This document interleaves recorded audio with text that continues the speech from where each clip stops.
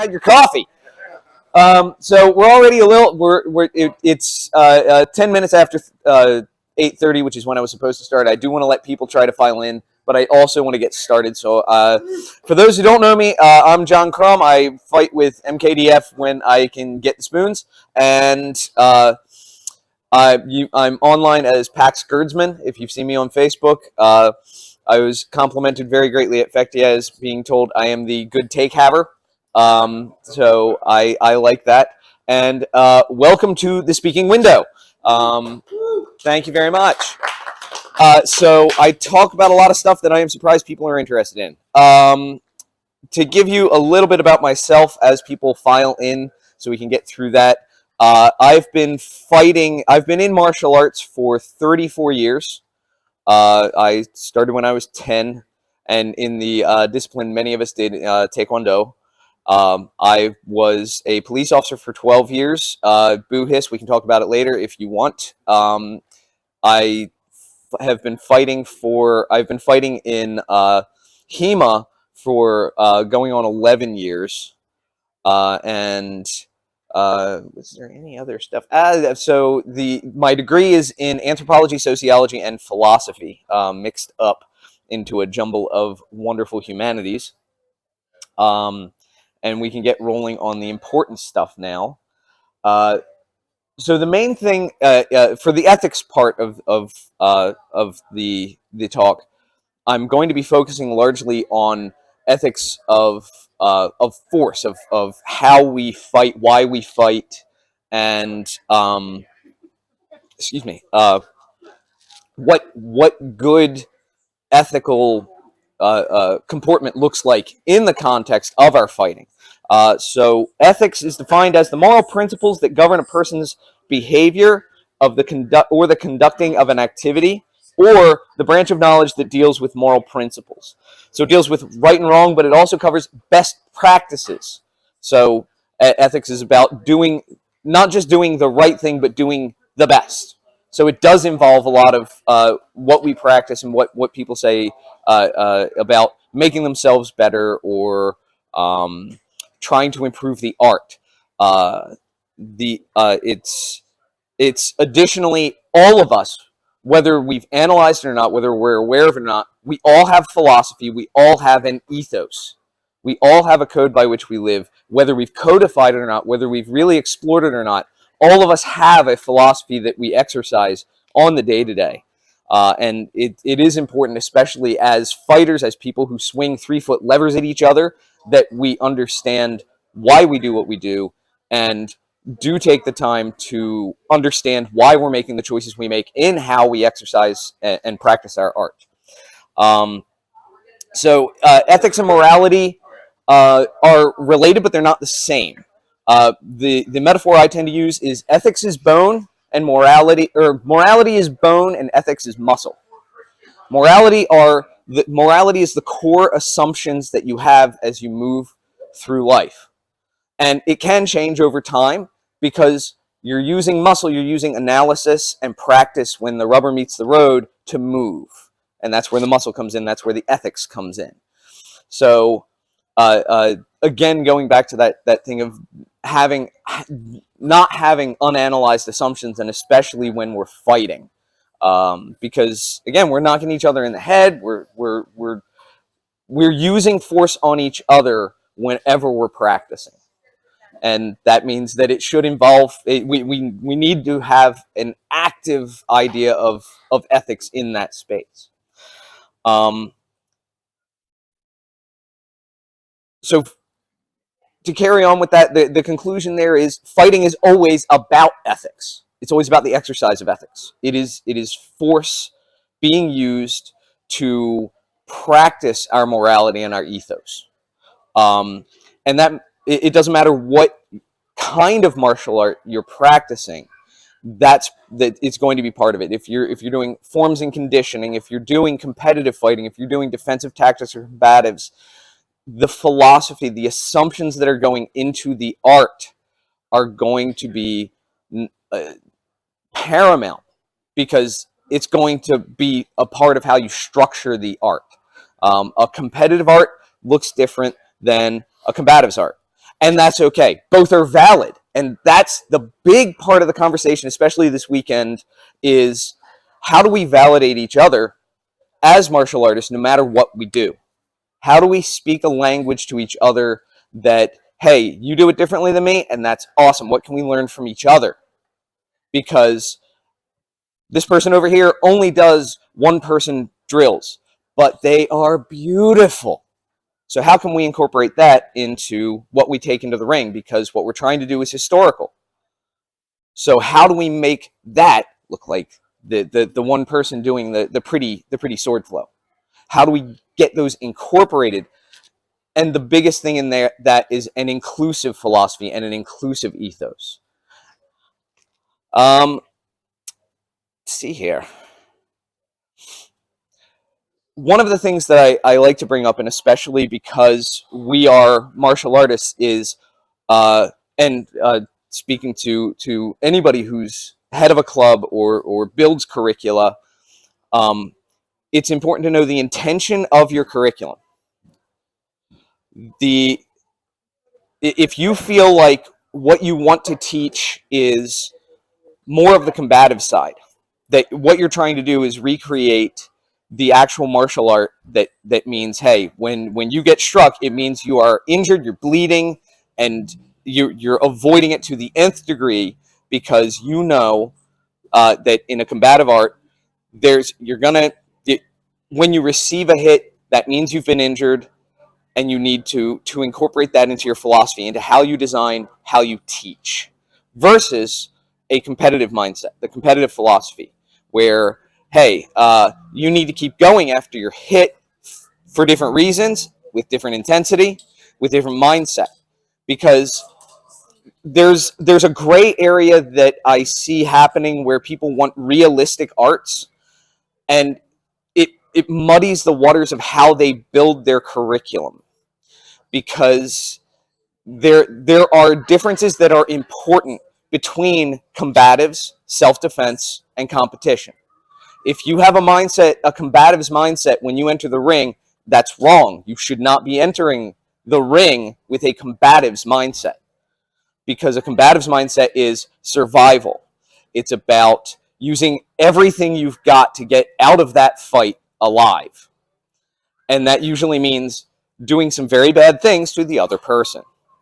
We don't want to do that in the ring. We don't want that mindset of, to quote, and some people are going to recognize this quote, and I am not going to name names. But at the first time I gave this talk, we had a person come in who said, you know, when someone gets in the ring with a killer like me,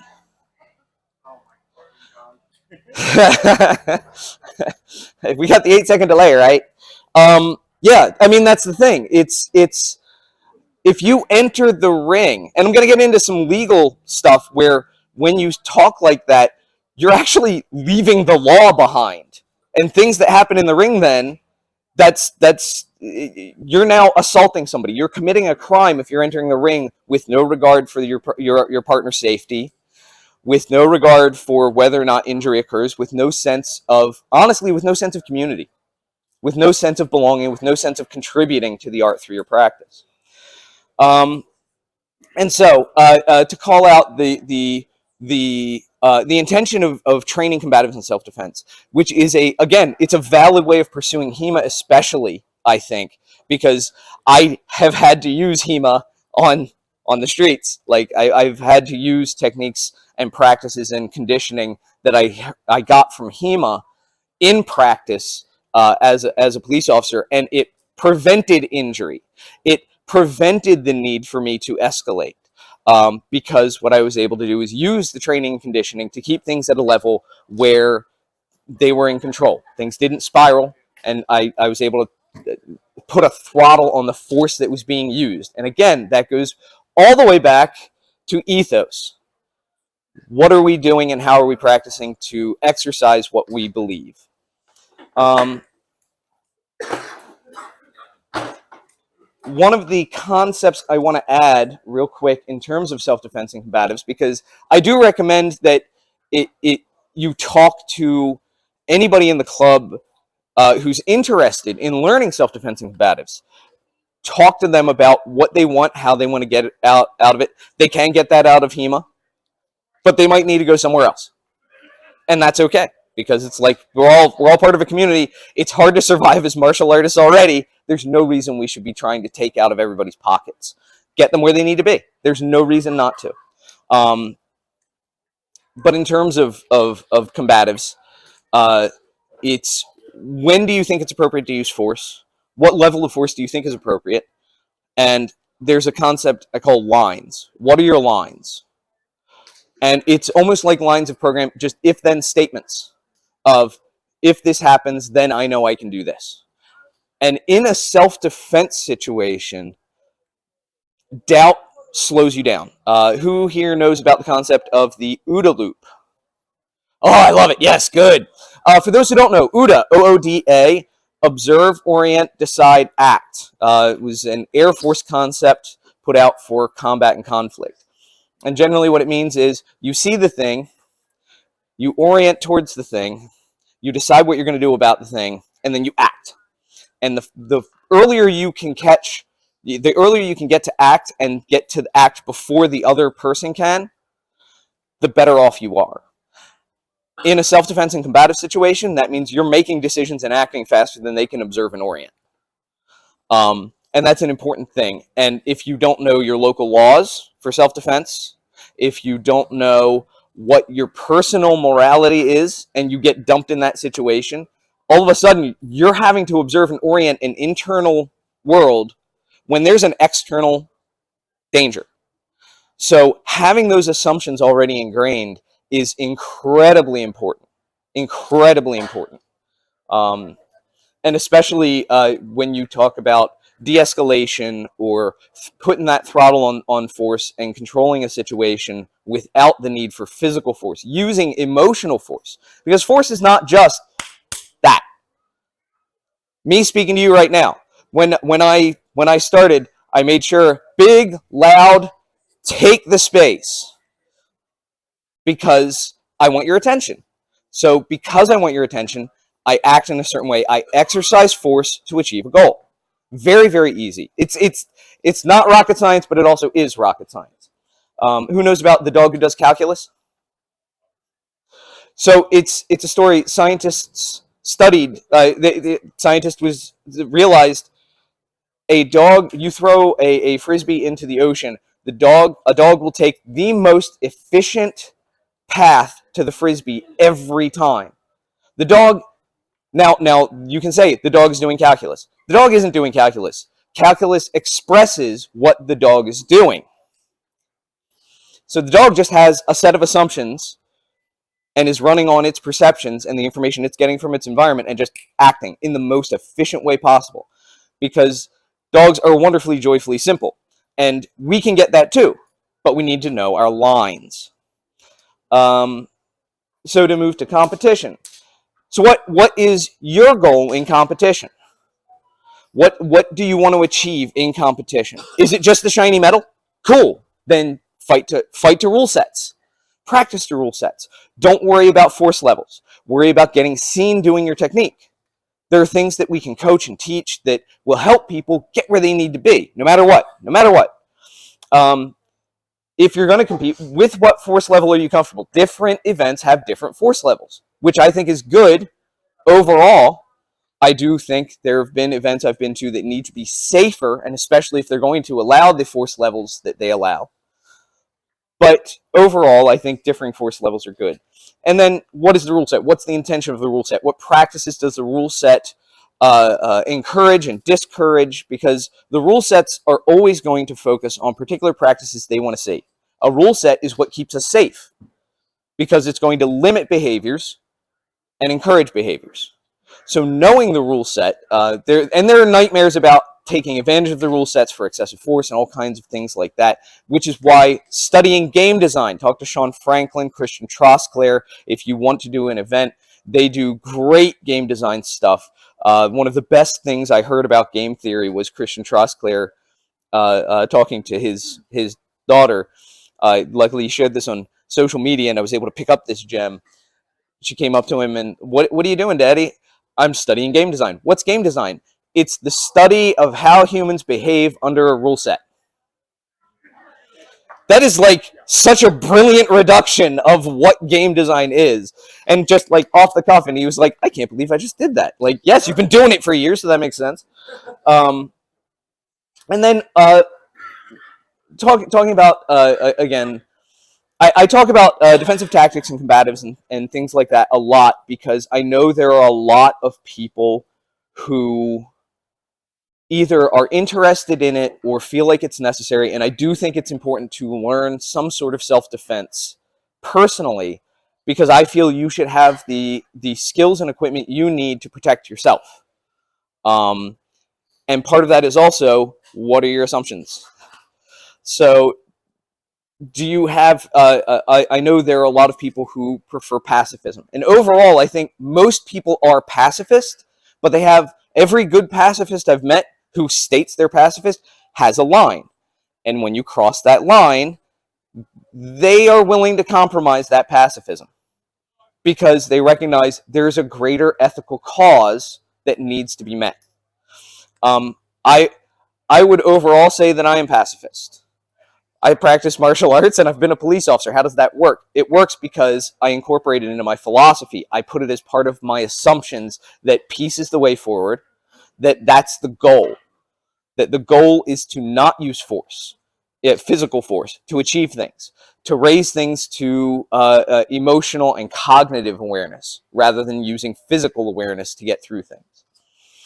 Want to get back to if anybody has any questions or here's something you need me to talk about, again, I know I am jumping around, but and I'm more than willing to talk about this stuff for hours and hours and hours and hours around campfires, and especially if you get enough drink into me. So to come back to, part of why I jumped between what I'm going to call practical combat versus competitive combat. The reason I jump around between them is because, for one thing, they're super related, and for another thing, I think it's important for us to be talking about both at the same time, because people do both at the same time, and we need to be able to clutch and shift between these topics. So to talk about what we do in this competitive arena and the legal side, because self-defense laws are largely highly subjective. Competition laws are not. There are generally a few laws that are universal across the states and internationally: assault and affray. So assault is any unwanted contact, physical, verbal. A lot of states it's verbal. Sometimes you'll hear physical assault termed as battery. That was in New York for a while, I know. And the other one, affray. Affray is, hey, yeah, we beat the crap out of each other, but it was consensual, but it disturbed the peace of other people around us. Competition martial arts are given a waive. We are allowed to hit each other because we enter into a rule set that says we are doing our best not to hurt each other. We are practicing something that is high risk, that is injurious. We may get hurt, but we are doing everything we can not to hurt each other. Now, obviously, better at this than others. But overall, the idea is when we enter the ring, we are not entering the ring with the idea of, oh, this is a survival thing and I need to fight to the nth degree and really, I need to get angry. That's a bad place to be when you enter the ring, as I said before. And you are waiving your immunity to the law. Bar of steel. That's a crime. Get out of my ring. Get out of my ring. Because, and so I'm glad you laughed, but when we have people who are capable of full-on decapitation, because decapitation is not the head leaves the body, decapitation is the spinal cord is severed. Because that is when life stops. That can happen in a competition. Without control, without safety. Injuries happen. And I'll give you some injury statistics in a bit. It hasn't. I love that. I'm glad it hasn't. That doesn't mean we get to be lazy. That doesn't mean we get to enter the ring with this heap big like mentality of I'm gonna wreck people. No, you're not gonna wreck people. You're gonna sword fight, and you're gonna sword fight well. And if you're not willing to do that, as I quote Deadpool, get out of fucktown.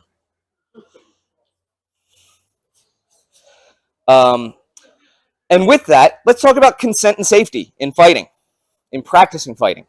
So whenever we enter the ring, technically we're giving what's called passive consent. We're entering the ring. That action says, hey, I'm here to fight. All right? One of the best things I was told in by an Aikidoka is when you're practicing a martial art, you will be surrounded by many, if you want to think of it this way, many very lifelike dummies. And if you injure one of the very, very lifelike dummies, the other very, very lifelike dummies will not want to play with you. And that's it's a great way to put it to somebody who can't extend that empathy, but it's also it is important. It's like, yeah, if who wants to fight somebody who's putting everybody down in injury all the time? It's like, and especially when you talk about head injury, which we talk about. So when you enter the ring, it is important to have a conversation with your partner. Hey, what are you feeling today? What do you want to work today? How hard do you want to hit today? It's that easy.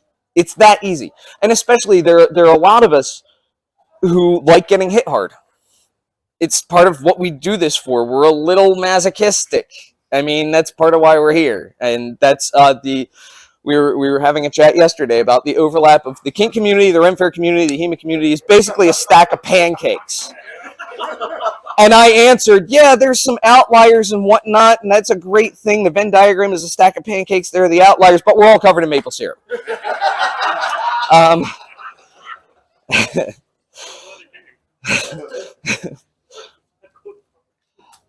So having these conversations, and have conversations with the people who join your club, who enjoy your club, who come in. What are their expectations of what they're going to get out of the art? And is it what they're looking for? Does your school provide it? Oh man, I don't know. Nobody hits hard enough here. Hey, cool. There's a club over here that loves hitting hard, and they do it safely. I feel like you'll be safe there. I feel like these are good people who will teach you what you want to know. Or even, hey, you know what? You hit really hard. That's kind of bad for us. But you know, there's Bohurt over here, and they wear bunches and tons of armor and hit each other really hard all the time, and they have a lot of fun doing it. Why don't you head over there? I didn't really like Bohurt. I got hit too much, but I love the armor. I want to learn more about armor. Hey, harness fecting. Let's get you in a harness fecting. You know, I thought I wanted defense, but now I really, I don't know. I feel more like I want to do more tactics. I want to do, hey, there's a 3-gun club down the road. Let's get you into 3-gun. And as I see a lot of old heads here, that's part of our job. That's our job, is to get people where they want to be, to get where they want to be, to meet their goals, to get the skills they want to get. And it doesn't necessarily mean they're going to leave your club.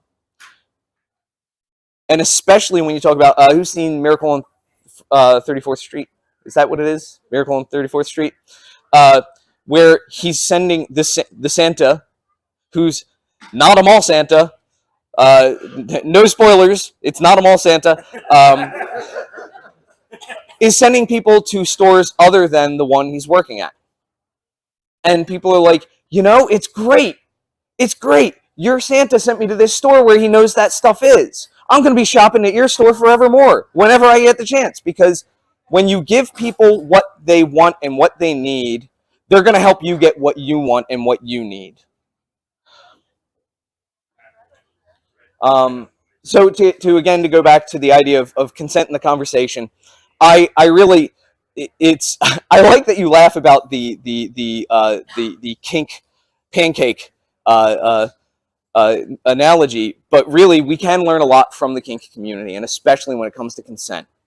Especially when it comes to consent. Someone calls a stop, you stop. End of story. You check in on them. Sometimes, and this is one of the things, like anything other than an enthusiastic yes is a no. All right, you ready to go? Yeah. Okay, wait. That didn't sound great. You okay? And you don't have to get into what's causing it necessarily. We're not mental health professionals, but we're all mental health supporters. So, somebody not doing well, check in with them. Maybe they do need a fight. Maybe they need just a light fight, get back and forth, get some traffic going, and play. Get the socks out. Hey, we're just going to play. Come on, ha, ha, ha, ha. Because it's fun, and it gets you moving, and it's great. It's like brushing your teeth or taking a shower. It's just a part of the mental health thing that gets you back into your cycle, gets you back into health. But no matter what, we have to take care of each other. And that level of it, that level of consent, that level of being able to say, hold on, I definitely want to fight, but I don't want to hurt you, and I don't want you to be in a place where you're leaving here traumatized because you fought when you weren't ready. So let's talk about what's going on. Where's your head at? You all right? And if they want to talk about things, hey, let them talk about things. If you feel unprepared for what they're letting you know, like, oh wow, that got dark fast. Okay, let's get you have somebody. Personally, I'm crisis trained. My focus as a law enforcement officer, as a police officer, was mental health and social work. And you escalate to the specialist. Somebody in your club. We have a diverse set of resources in HEMA. Most of us have somebody in the club who can serve as just peer support. Above it, like, hey, I've got the resources. Just come over. Let's talk about it. Let's get you where you need to be. How serious is this? Do we need to talk to somebody else? Do I need to connect you to other resources? And that's not a requirement for a club. That's above and beyond. But being able to take a person out of a situation where they're going to get hurt or hurt themselves is not. And that's the important component. But if you do run a club, I do recommend getting some crisis training just to be able to identify mental health crises, especially in the context of martial arts, because it can be it's darkly fascinating what getting force used on you can trigger. My first big PTSD break was in class.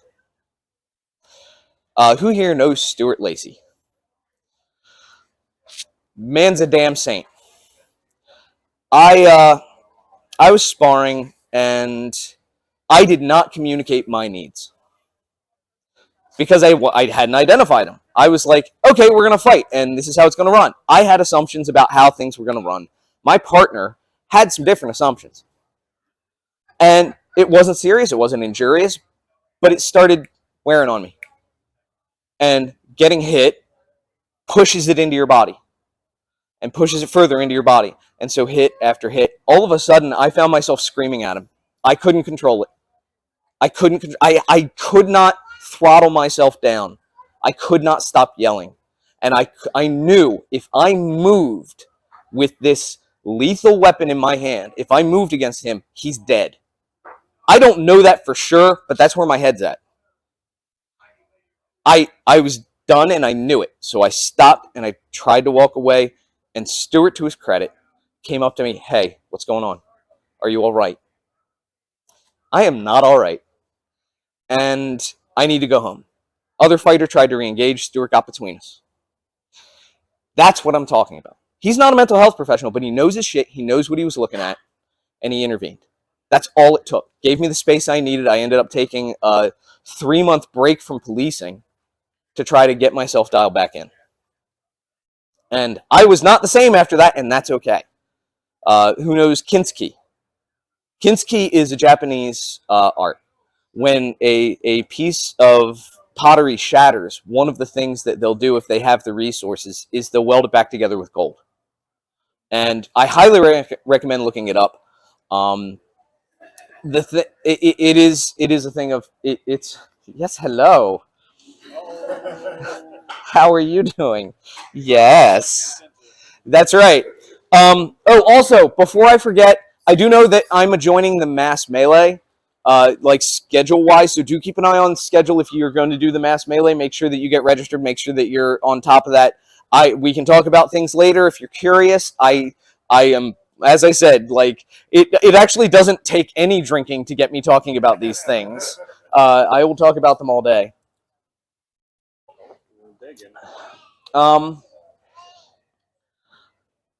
To harp a little bit more on Opinion noted. So, the getting back to consent, the idea, consent is something that can be revoked. It's something that can be general or it can be specific. So when it's general, it's um, it's kind of, it is the idea, the passive consent of going into the ring, stepping into the ring. There's implied consent. Implied consent is not something that can happen if you are conscious in an art. Implied consent is a legal thing that allows firemen or fire and medical personnel to treat you when you're unconscious. That's it. That's the only time that happens. You cannot imply consent at any other time unless it is for medical treatment in an emergency situation. So if somebody says, "Well, you had implied consent," no. I need to see your EMT certification. So it's and revocation of consent is one of the biggest things I think we need to make comfortable in fighting, and in but a person who is able and willing to say, "I'm sorry, I need to not fight today," especially in a competition. That's the practice we need to encourage. That's the practice we need to encourage.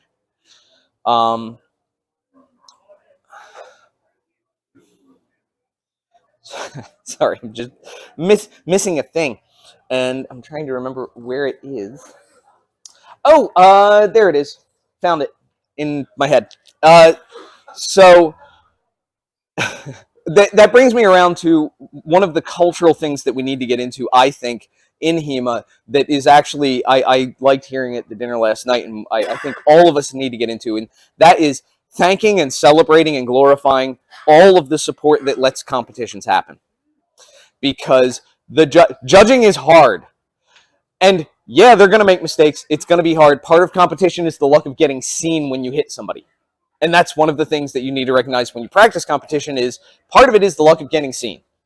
You know, the medal represents that you had the right technique at the right time to get seen, which is good. It's not a bad thing. It's not a bad thing. Still valid. You're still swinging a sword at people. It's awesome. But recognize what you're practicing and what you're focusing on. But either way, back to what I was saying. So the organizers, the judges, the table, the people who are doing, the people who feed us, the people who've set things up, help them out how you can, and recognize that these are people who aren't fighting when they could be, or are just doing it because they love us. They don't fight. They're just showing up because they love the community, they love HEMA, they love us as individuals, and that needs to be honored.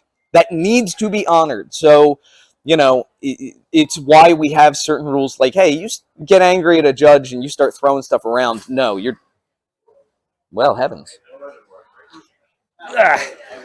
Okay.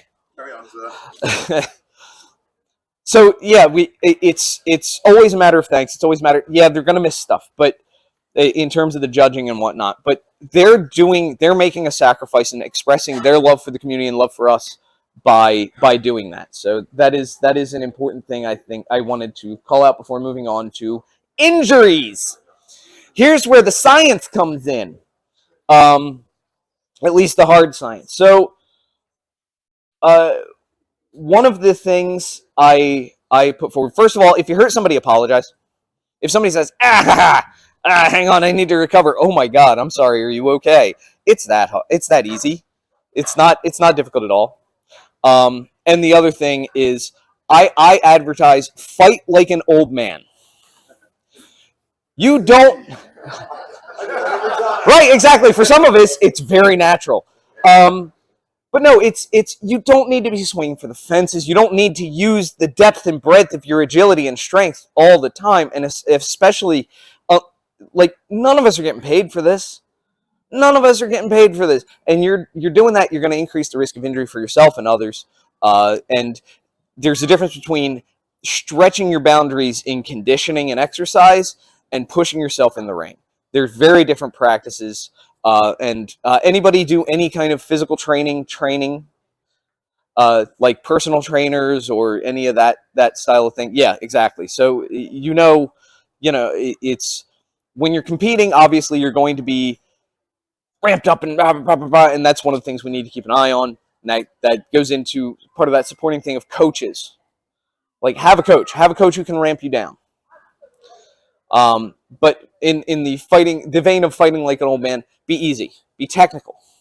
An old man fights efficiently. They don't fight with all their strength and all their agility. They're going to be like, how am I going to take you apart like a chicken? Because that's how they fight. They're not going to use everything because they don't have what they had when they were young. So they're going to be like, how can I use what I know against you?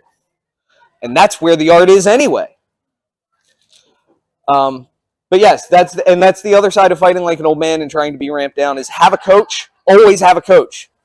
Coaches should be required at events. End of story. Whether it's a fellow competitor who comes to, but we willingly and consciously ramp ourselves up in competition. It's in psychology, it's called a state of arousal, where your body chemistry shifts so that you can do really awesome stuff. But oftentimes when you're in that state, you ignore your own injuries. You're not taking in information outside of a little cone, and it's not great. We shouldn't fight there. I don't compete because when I get there, I do the screamy thing, and I don't like that. So I don't compete. But having a coach means you're not concerned and taking in the information of the judges. You're just concerned about the fighter in front of you. What that does is it increases your ability to tell when the other fighter isn't doing well. It increases your ability to tell when the other fighter is dangerous to you. It increases your ability to just fight. The other side of it is the coach can help you ramp down when you're done. Complete your stress cycles. Your stress cycle needs to get finished. It doesn't get finished in fighting. Why? Because the other person's still walking around. We are practicing a lethal art, and our brains still go, why is that person still around? I was supposed to kill them. It's not you. It's okay. It's just your brain going, we survived a thing. Why is the other thing that's still a threat? And you go into that fight or flight. It's pure amygdala response. That's not you. That's just intrusive thoughts. Just kind of. But part of how you get rid of that is complete your stress cycle. Go eat your favorite food and take a rest and don't even worry about the debrief. Just enjoy yourself and enjoy the fact that you're in a community where you get to swing a sword. That's it. That's that ramp down. And you can't ramp down all the way if you're in the middle of competition, obviously. But ultimately, at the end of the day, when you're done your competition, what you should be doing is enjoying yourself and getting that done, feeling like you got something done today, no matter what. Because I lost those fights, but you know what? What did I learn? What did my coach see that I need to improve on? Another thing for why we need coaches. All right, injuries. So this is, I need to read right off of the paper, and I apologize. So the Journal of Combat Sports and Martial Arts Injury Profile of Longsword Fighters in HEMA. This was a paper done by Sean Waters and Damian Van Tiglen. This is across the board. There, a lot of this got countered at the last time I gave it by saying this was a very narrow study. Okay, so we need more information. We can do that. We can generate that information. Okay, we're starting to do that. Like people are starting to do kinetometers for strikes, to learn strikes. I'm going to get into what our cutting should look like, how much it takes, very, very little, by the way, how much it takes to break the skin on a human. And appropriate levels of force for what we do based on what we're wearing and how we're doing things. So the percentages, 22.3% obtained head injuries. That's a pretty, so almost a quarter of us are catching head hits that are injurious. And I'm going to get into some stuff later where the way we measure head injuries is changing thanks to pro sports and things that they're seeing, as well as how soldiers have been injured because they are the same thing. And I'll go into that. 36.5% sprains, 28.3% strains. Does everyone know the difference between a sprain and a strain? No? Okay, so a strain is muscular, and it's generally you've pushed the muscle to its maximum and then gone a little further, and the muscle goes, no. And it can look like sometimes it might go to the point where it's strained and you'll see a puffy or swollen part. Sometimes it's a minor strain and it's just really, it hurts and it needs to heal.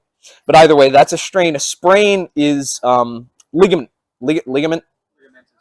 Right. Where your ligament overstretches and now it kind of the medical term is explode, but no, you're not going to have a gout of blood. But it'll puff up. It'll be swollen, hard, hurt. Then 10.4% fractures. So 1 out of 10 of us catching a fracture. Again, what kind of tool are we wielding? It's a lever and a wedge. It's a combination of two simple machines, and it's really cool. But it does really cool things. But that's the thing; it does really cool things to your body. 5.6% dislocations. And that includes subluxations. And a subluxation is where a joint gets dislocated and then put back in the same event. Yeah. Oh, yeah. And that's how you get pinched nerves. 40.6% subungual hematomas, swordsman's thumb or fingers. So a hematoma is a bruise, subungual, in the joint. So it's, yeah, right? Like, oh, yeah. One of my first fights, I was fighting plastics with a friend of mine and came down just the wrong way on lacrosse gloves because this was years ago, because I'm ancient, and took out his hand. And the thing is, he went to the doctor. It was this close to a dismemberment. That's with a plastic sword in gloves, and almost took his fingers off. So I found violent swords are more injury prone than steel swords. Yes. You don't fence the same way with them. I agree, and that goes back to the practice thing of, hey, how are we practicing with these things, and why, and for one thing, why are we hitting that hard? But I'm going to get into that in a moment. So most acute injuries, so acute being the instant stuff that you can fix kind of like at the thing, or it's very, very short, instantaneous. Most acute injuries are located at hand, wrists, and fingers. Sound right? Yeah, hand snipes. The most chronic injuries occur at the shoulders, elbows, knees, and back. Chronic injury. So the chronic injuries, are we causing them to other people, or are we doing that to ourselves? Yes! Yes, the chronic injuries are us not practicing good body mechanics.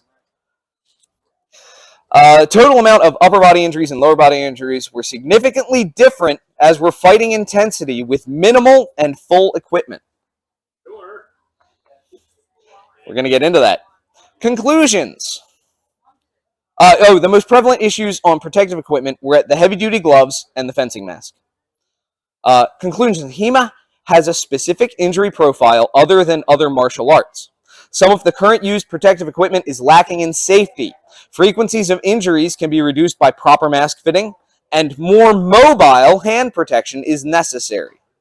Full equipment fencing might be a victim of risk compensating behavior. More research is required. I love the enthusiasm, yes! So what it means is we're overbuilding our kit to compensate for the fact that we're fighting like shit.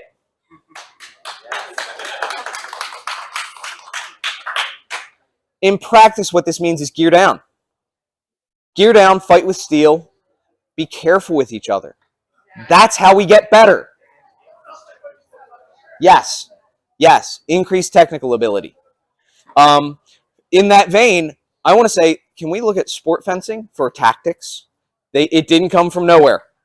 One of the best things I learned that improved my fencing was one concept I learned that I still need to pick his brain about. Chip Hinton, one of the best fencers in our community.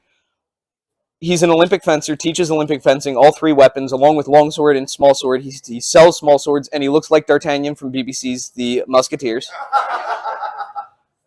As well as Captain Rios from Picard, because they're the same actor. And it's Chip Hinton. I digress. But it's the short tactical wheel. Look up the short tactical wheel and study it. It boils down half of the Zettel. Because it's attack, defense, disengage, complex attack. What's that sound like? It sounds like half of the glosses in 4 concepts. It didn't come from nowhere. That's our lineage. That's where all of our stuff got boiled down into.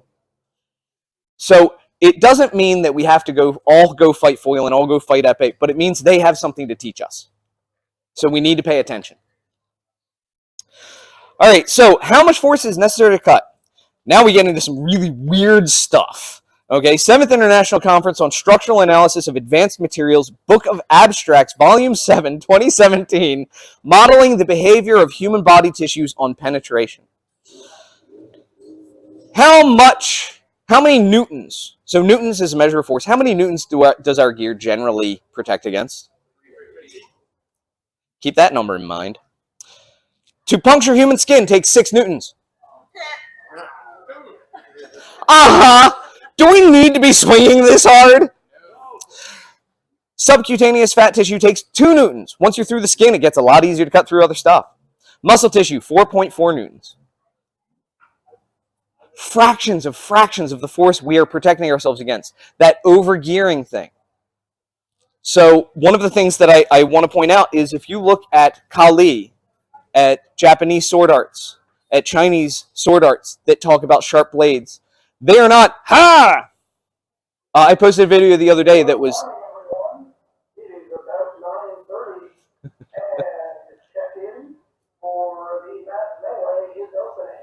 Okay, anybody need to go check in? All right.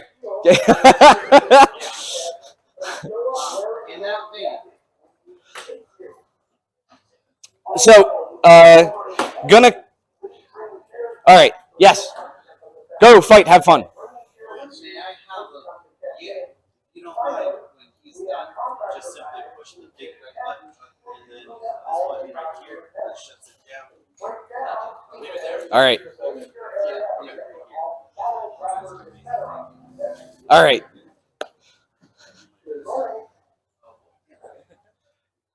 And now I try to remember where it was. Newtons. It's newtons and How soft we all are. how soft. That is basically it. Oh my God. Oh, Kali, Innocento Kali, the video I posted the other day.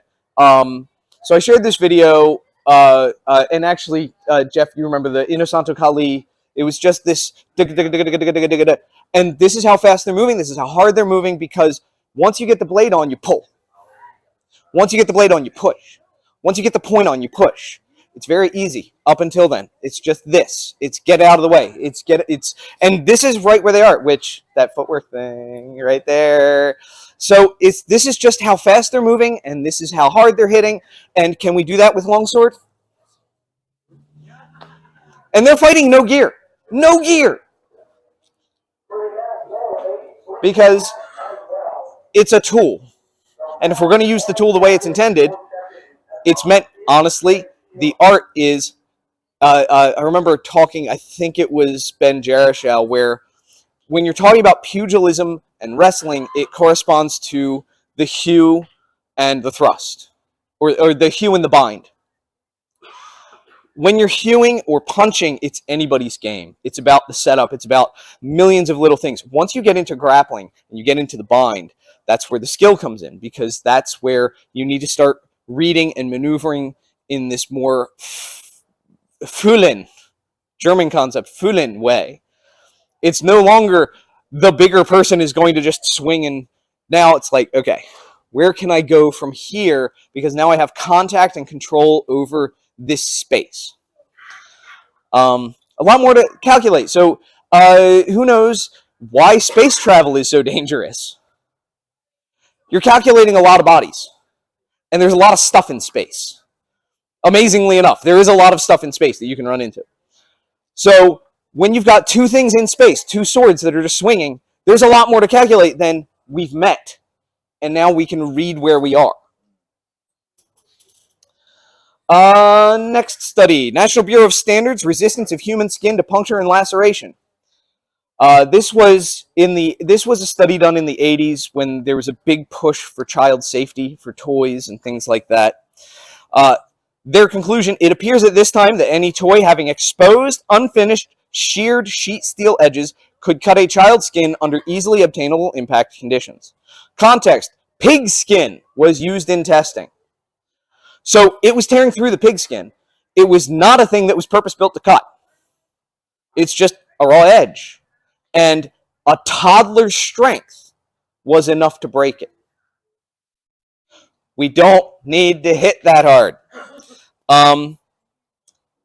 One of the finest things that I've seen, there are two parts. First of all, MKDF does a demonstration on cutting. Gets a piece of meat and just lets the sword fall into it. And it goes to bone. Like, don't need to hit that hard. We have the opposite problem of a lot of clubs. A lot of our beginners are very reluctant to hit because they see that demo and they're like, wow, because it is very revealing how fragile we are. The other thing, one of the best knife defense drills I've ever heard of was Kaiten Sadowski describes it in Fear is the Mind Killer, and that is Kaiten did the work, studied how do knife attacks happen. Generally from behind, repeated strikes feels like punching. How did they train their students? Hey, someone's going to come up to you and it's going to feel like this. Bug, bug. So they trained how to defend against multiple strikes from behind. They weren't training, I see a knife, because that's not how knife attacks happen. Scientifically data-informed training. And it saved one of their students' lives. Got a knife attack, responded according to training, because you fall to your least level of training, and was able to prevent, what's that? You don't rise to the occasion, you stick to your training. Yes, that is exactly it. Which again goes back to assumptions, building your codes, know your lines. So yeah, that's why I do the thing that I do, to try to inform and get people into a place where they make decisions consciously and train consciously.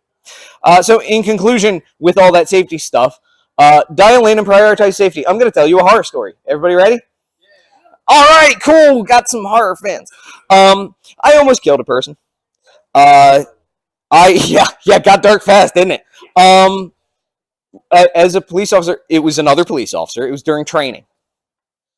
We, at the end of our academy, we did simulated calls. It's called rope.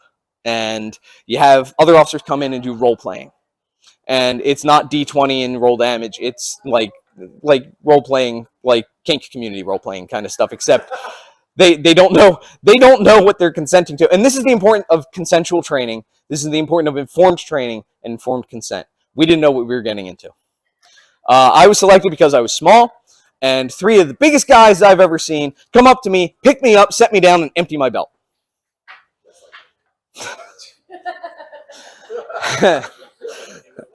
And it's like, well, that was interesting. So I look at the trainer and I go, and he passes me a padded baton. Cool. I lay in, and it's called a Signal 13 in my jurisdiction, or the jurisdiction I worked for. Signal 13 is police officer in trouble. So whole class then mobilizes and comes up to where we are. And party's on, man. We are wrecking shit. It's great. We're chasing everybody around. So I'm going after one person, and I get bear hugged from behind. All right. What am I training? I slip, and I'm like, oh, but I don't want to, like, slam his balls. So I just do a little bit of a joint, like I loosen his joints up with some Aiki Jiu-Jitsu. I turn, and I'm going to show you the setup. What's that look like? Anybody? Zornhut? Because that is what I did. Struck him right here. What ended up happening is he received a massive concussion. And I loosened his mandibular jaw. He lost a tooth and had to have braces to readjust his teeth because I loosened all of the teeth in his jaw. Now I got told, oh yeah, that guy deserved it. And that taught me something. Nobody deserves that. First of all. And wow, we are some malicious bastards. But it's why I harp on this. That was a padded baton. That was padded. That was a boffer, basically. And I damn near killed that dude. It was this close. He called, Blue called a safe word. Good for him. Remembered his safe word. And I had to sit next to him and get debriefed. I actually blew out my pinky. Like, I sprained my pinky because I hit him so hard. Like, just struck him and, the thunder crack. Smite!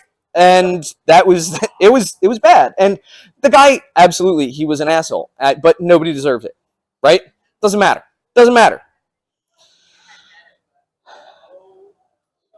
So I want to talk about inclusion, because that's a big part of safety. Inclusion. We serve vulnerable populations. They get attracted to HEMA because it's weird, and we don't have a sufficiently large population in most schools to be threatening. So vulnerable populations come to us. One of the best things that I saw was, and I appreciate I got to talk at Fectia and was able to ask to use this as an example. Rogue fencing kicked cops out of their club. I loved it. I was a police officer when they did that, and I made sure I commented, this is what protecting people looks like. Because the cops in the club were causing problems with the vulnerable population the club served. Those cops can get training wherever the hell they want. But that vulnerable population only got training there. That's what protection looks like. That's what good community looks like. And then you stand up for it. Like, I know I can't go there. Doesn't matter. Somebody else is getting something they need. That's protection. That's what we do. Don't get me started on chivalry. No, that's not what we do. So a welcoming atmosphere is a big part of a lot of schools already, and I think that's a good thing. The reason we serve vulnerable populations is they come to us and we're like, yes! And we give them hugs and we come in and we hand them a sword. That's an awesome experience. That's great. Like, oh my God. Right. Not just love, but a sword. Oh. And it hardwires the brain to feel like this is where I get my dopamine. So creating a safe place to train. Whose responsibility is it? Yes, very good. Oh, right answer. Gold stars for everybody. Because yeah, it's everybody's. It's everybody's. You have a bad person. I've had to help with interventions on multiple students who needed intervention. I've had interventions done for me because it's how it works. We all struggle sometimes. It's okay. Anybody familiar with Brene Brown? Yeah, it's okay. Big on vulnerability and how vulnerability makes us strong. It's okay to be vulnerable. It's okay to be in a place where you need help. And especially in this context where we are fighting. We are training to fight. Being vulnerable with your training partners is the best thing possible.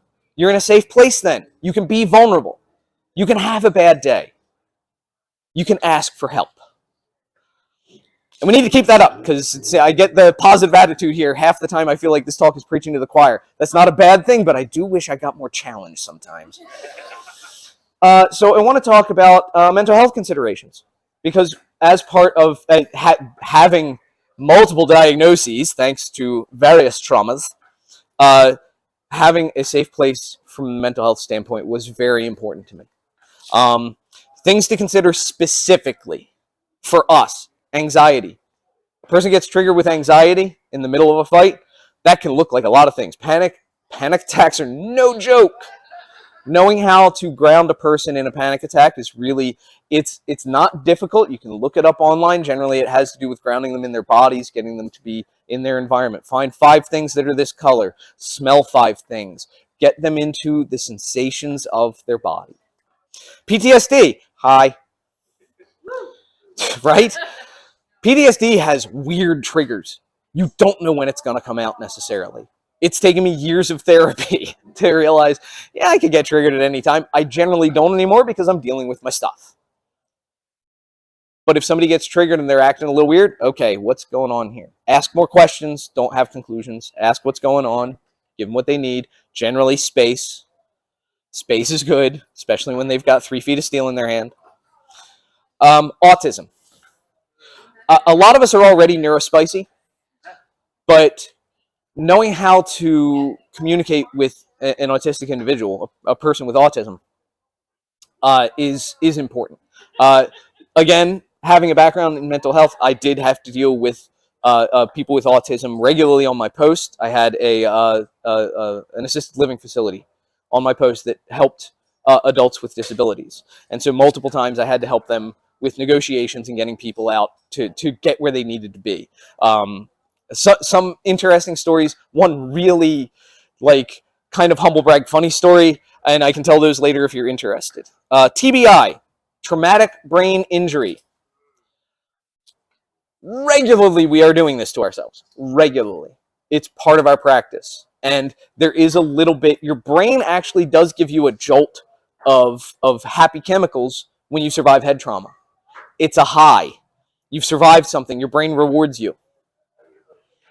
That's problematic because some of the fighters who are like, we need to hit harder, they're chasing that high. I need to get hit harder so that I feel, whether it's a deep bone bruise or it's a concussion, I need to feel this. It's a drug. I need to feel alive. I need this pain to feel alive. That's a problem. And we need to confront it. Like, what are you doing? Are you okay? What's going on at home? And to a degree, that's you know, you need to be asking those questions like, what's happening with this person inside that they are doing this thing? What are their lines? So along with TBI, specifically concussions we generally see, they're acute. There are symptoms that we can find that point to, oh, that's a concussion. There's a thing coming out in pro football now, CTE. Anybody heard of CTE? Chronic traumatic encephalopathy. And encephalopathy having to do with the brain and it smooths your brain, kind of. CTE is what happens when a shockwave moves through the brain. For those who don't know explosion mechanics or shockwave mechanics, when a shockwave propagates, it has a certain level of force. Shockwave, if you've seen Hollywood movies where a person gets thrown by an explosion, they would be dead in real life because the force is one thing, the concussive force. The shockwave is not the concussive force. The shockwave moves through your body, and if a shockwave is fierce enough to move you, it's basically blending your insides. What they're finding with the NFL, and they've studied 1,800 brains to date, and they're finding the same things, and it's consistent with what they're finding with soldiers who have experienced explosive trauma and individuals who have been in overpressure situations. The shockwave moves through your brain. It's a very specific regulatory area of your brain that is affected, and it turns it into powder. Literally turns it into powder. You can no longer regulate your emotions the way other people can. Mike Webster of the Pittsburgh Steelers about 2 to 4 years ago committed suicide. I apologize for the lack of trigger warning. He did so in such a way that he preserved his brain because he knew something was wrong. And he volunteered it for study. And what they're finding is consistent with youth who have been in football, youth who have been in sports specifically, and they're finding it in soldiers who have done this. And what they're finding is in the NFL, and what they're studying in the NFL, is that it's the hits you can shake off. It's the stuff where you get hit in the head and you're not concussed. Because, and I was talking before about how Chinese martial arts delivers force. It's penetrative. It propagates a shockwave through you. It's not this, it's that. I'm not striking you on the outside. I'm not causing a bruise. I'm going to strike your liver. I'm going to strike your intestines. I'm going to clap you and strike your brain. I'm going to send a shockwave through your brain. It's not the mystical, magical, dim mock, I poke you, you die in 3 days. It is literally physics. That's it. It's just physics. They just figured out how to do it to your body.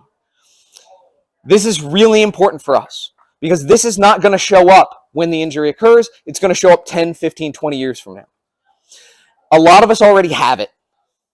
A lot of us already have it. I know I joked, before I did the reading on CTE, I joked about having double-digit concussions because I do.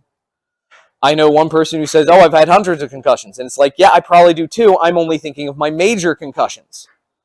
Or I've run into a building or had my nose broken. Or when I was in a near-lethal crash. Then there are the times where I got clocked and it's like, okay, whatever.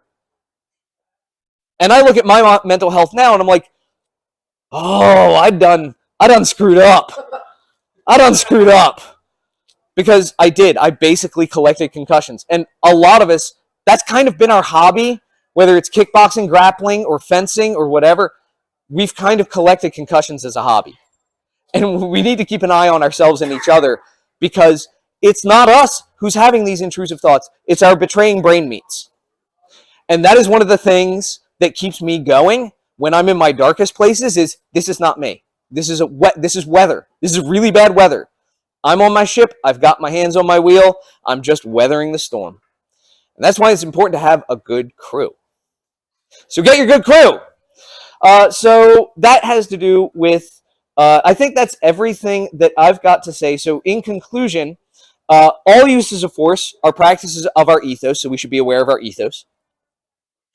Martial artists of all fold are our brothers and sisters and siblings, and we should absolutely make sure they get where they're going and keep them safe and serve them to the best of our ability as fellow martialists.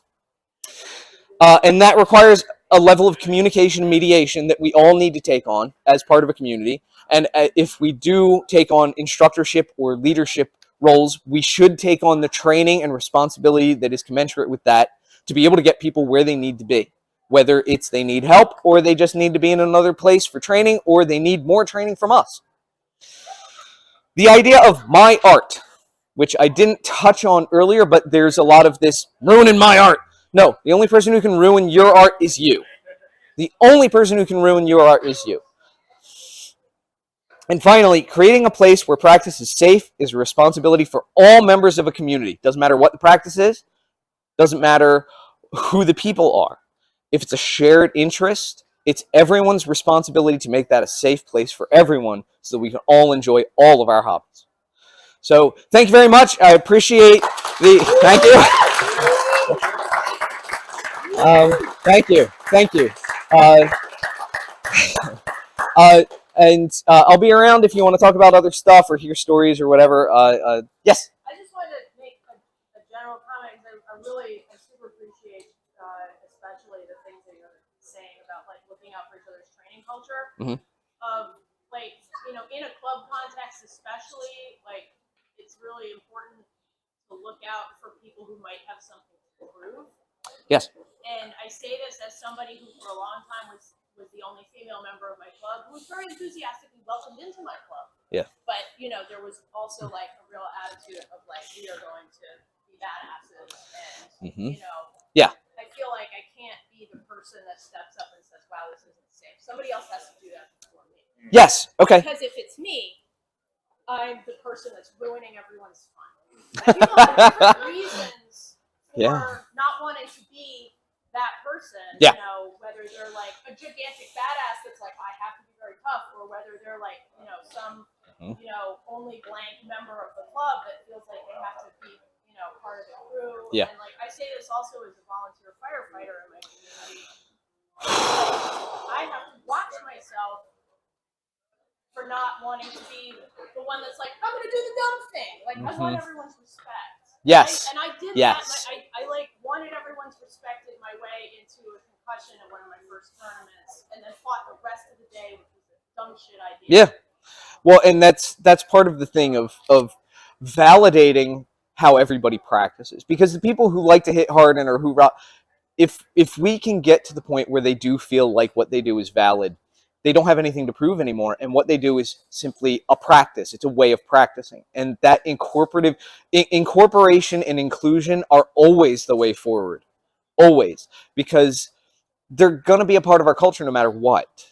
So how do we get them into the conversation and help them understand that, hey, by the way, the science says you shouldn't be hitting that hard. Hey, by the way, you don't have anything to prove. We love you. And letting them feel that to that degree. And white cishet male, I have a responsibility to speak up. Which is why when Rogue Fencing said, no cops, I spoke up. Because, hey, this is the right thing to do. Respect this, please.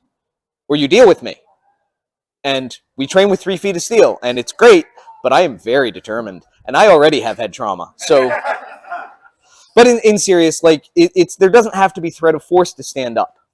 And there doesn't have to be, and that's part of the whole thing of using force responsibly. What are my assumptions? How do I use the force I have responsibly? And again, as a member of the, how to put this, as not a member of the global majority and not a member of any vulnerable population, I do have a responsibility to speak up, just as you're saying, where if something's not safe, hey, we shouldn't be doing that. We shouldn't be doing that. That's not cool. And that's part of why I do this, is calling out the parts that aren't safe and trying to make everybody aware that we are moving with assumptions and we need to challenge those assumptions sometimes. So, all right. Well, thank you again. And everybody have a good day.